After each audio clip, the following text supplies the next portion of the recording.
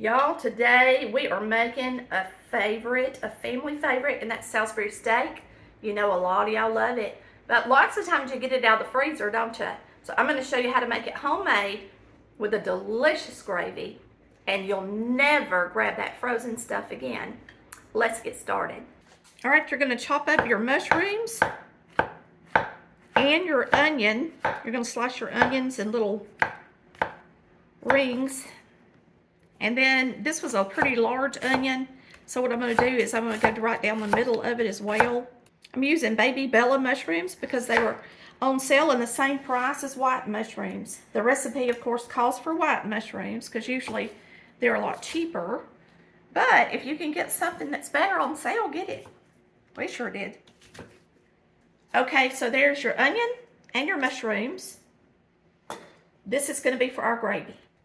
All right, you're going to chop up 2 or 3 green onions for your Salisbury steak. I actually have 4 because these aren't real big onions. So you're just going to chop these up and get them in small pieces for your steak. It's going to go inside your steak. If for some reason you do not have a green onion, I like the taste of the green onion, but you can always substitute it with a regular onion. All right, we're going to start putting our ingredients in our beef. This is 1.5 pounds of ground chuck. We're going to put our onions in there. We're going to put a pack of Lipton onion soup mix. Now, if you do not have access to a Lipton onion soup mix, and of course you don't have to have that brand, as long as it's an onion soup mix. Do not have, let me show you what I mean. When you look at that, you can see it's mostly just beef bouillon with some dehydrated onions, so you can throw those two together. I would say use about 1.5 tablespoons of beef bouillon and then a couple of tablespoons of dehydrated onions. And you should be able to get really close to what this is. Worcestershire, a whole tablespoon. That's a good bit, so I think I'll get out my tablespoon. So it's a tablespoon of Worcestershire sauce. It's a half sleeve of crackers. So if you got a pack of crackers, it's half of that. So there's 4 of these usually in a box of crackers. And I'm using half of a pack. Now these are wheat crackers. They're my favorite. It's premium brand and wheat. They're my favorite. So of course you can use your regular ones. Whatever you buy is fine. We're going to add an egg. All right, you're going to use about 2 teaspoons of yellow mustard,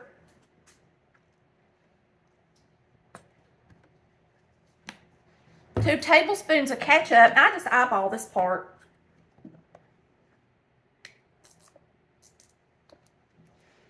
And all I got left is black pepper, a half teaspoon. We're just going to mix this up, and I'm using my hands. Now, if you have a stand mixer, you can use the stand mixer to mix it up if you don't want to touch it, okay? But all you're going to do is massage it and mix it in with your hands just like you do meatloaf. And if it's really cold, and I know mine is, sometimes I do have to take a break and rinse my hands under some warm water. But I'm going to tell you, it works really good if you just do it this way. And you do have to kind of turn it over and stuff to get everything incorporated. So you're going to want to mix it really good because you don't want like that Worcestershire sauce to sit in one patty. So do a really good job of mixing it in. And you can tell we got plenty of stuff in the Salisbury steak. It's going to be really good. It's got plenty of onion, and the crackers help bind it, and the egg does. And it's just going to be delicious. A lot of people love this recipe. And we're going to make a wonderful gravy out of these mushrooms and onions and some beef broth that's going to go over the top of it. Now these are going to bake in the oven. So I'm going to take this out, put it on the counter, and I'll try to divide it out evenly as I can for the patties that I make. So just kind of put it in a circle. And then we're just going to separate it a couple of times.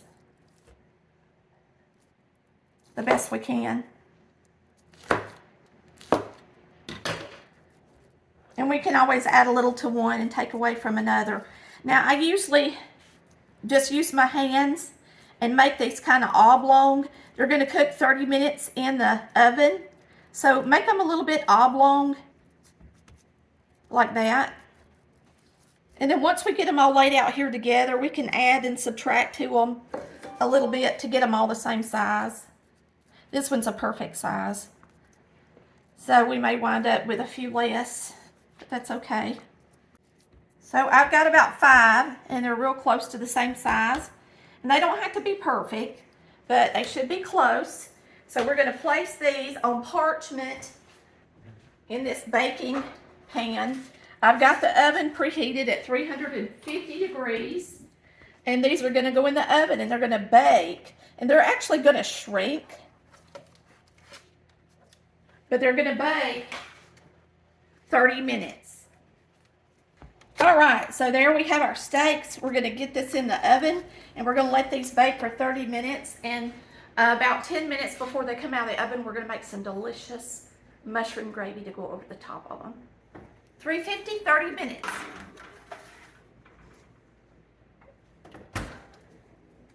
All right, we are making the mushroom gravy to go along with our Salisbury steak. Okay, so the first thing we're going to do is mix our beef stock or broth, whichever one you have. We're out of stock. The broth was on sale, so that's what we've got. You're going to use 4 cups of it, and you're going to add your cornstarch to it and whisk it in really good. But before we actually make our gravy, you make sure you whisk it again. All right, so we're going to use 5 tablespoons of cornstarch to thicken our gravy with. And so we're actually using cornstarch in this gravy and not flour. 3, 4, 5. And when you use cornstarch, it will look cloudy in the beginning, but as it cooks, it's going to turn clear.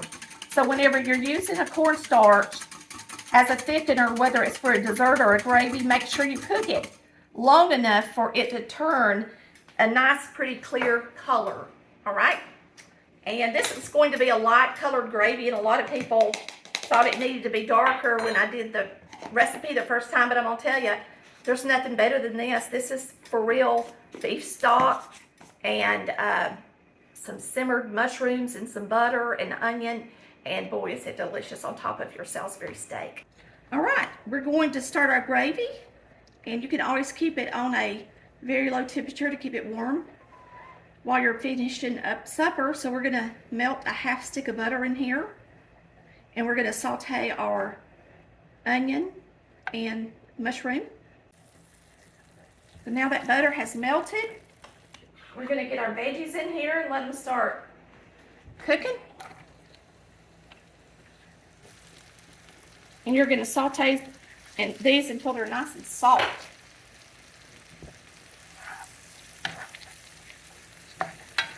They're going to reduce some. We're actually going to take the vegetables out to make our gravy just so that we could stir it with a little gravy whisk. Now you're going to have to cook these for a little while because the mushrooms and the onions have a lot of water in them. And so you're going to want to cook these. You're going to see how the juice is starting to come in there from the mushrooms and onions. So it's going to get really juicy. And you're going to cook these until all that juice is gone and just butter is left. So make sure you cook them long enough to get rid of the juicy part. Just cook it on high. I've got a nice non-stick skillet, and I just got this one. It's an all-clad, and I'm excited about it. Jade,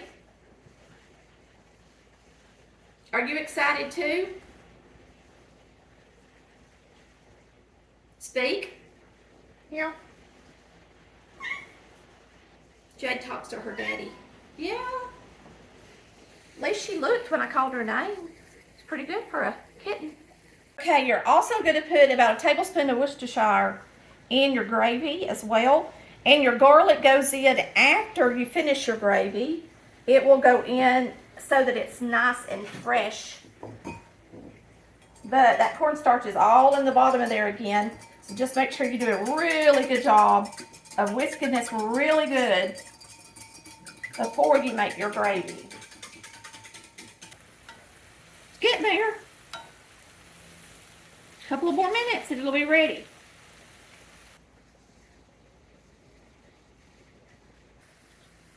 All right, these are ready.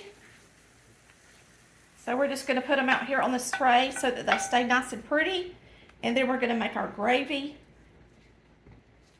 But first, let me turn this off because our steak is done. It just beeped. So we're going to get it off in here right here so you guys can see it.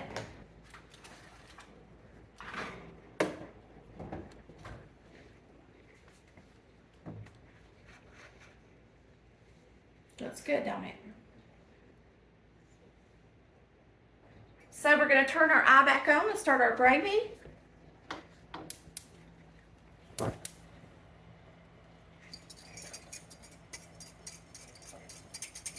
You can stir it really good.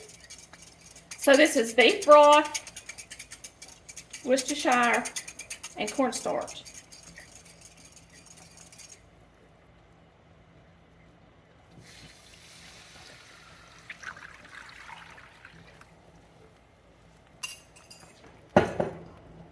In my gravy, I don't put salt because the Salisbury steak is really salty, okay, typically.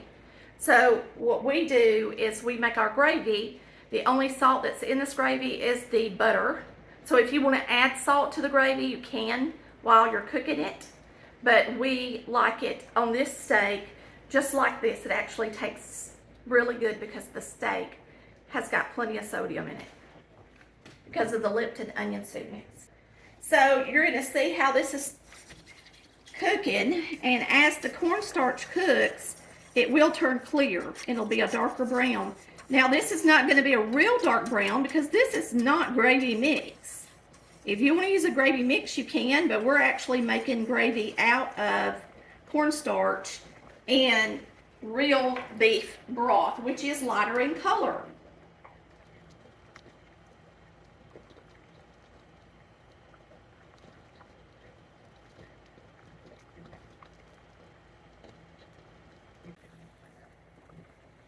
All right, I'm going to stir it because it's starting to thicken, and you can tell that it's going to change color as it gets thick. This gravy, you can see, is getting dark, and you're going to need to stir it while it's thickening. If you don't, your cornstarch is going to make the gravy lumpy. But it's ready. It's nice and dark in color. So we're going to get it off. So we're going to bring the gravy over here. I am going to take my garlic clove and press it into the gravy.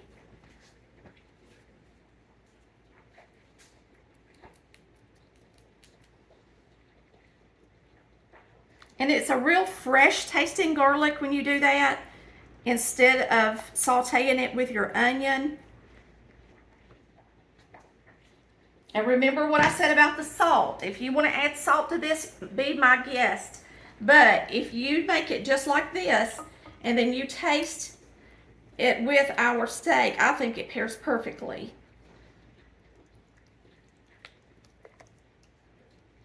Then you just add your vegetables and serve it over your steak on the plate.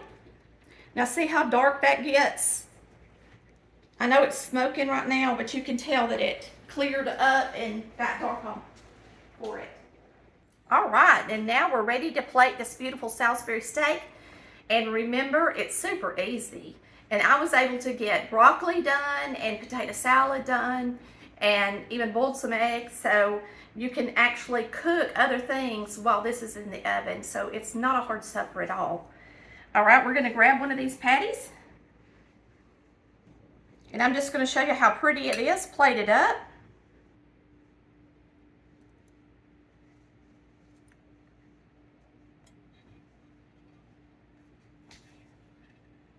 There it is. Very pretty.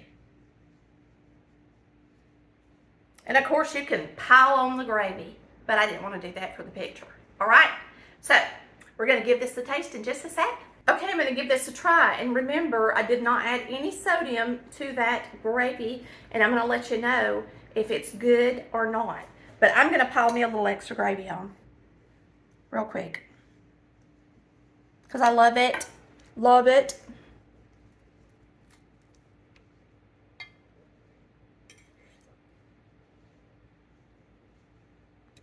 I better cut that in half, that's kind of big. Get me some mushrooms and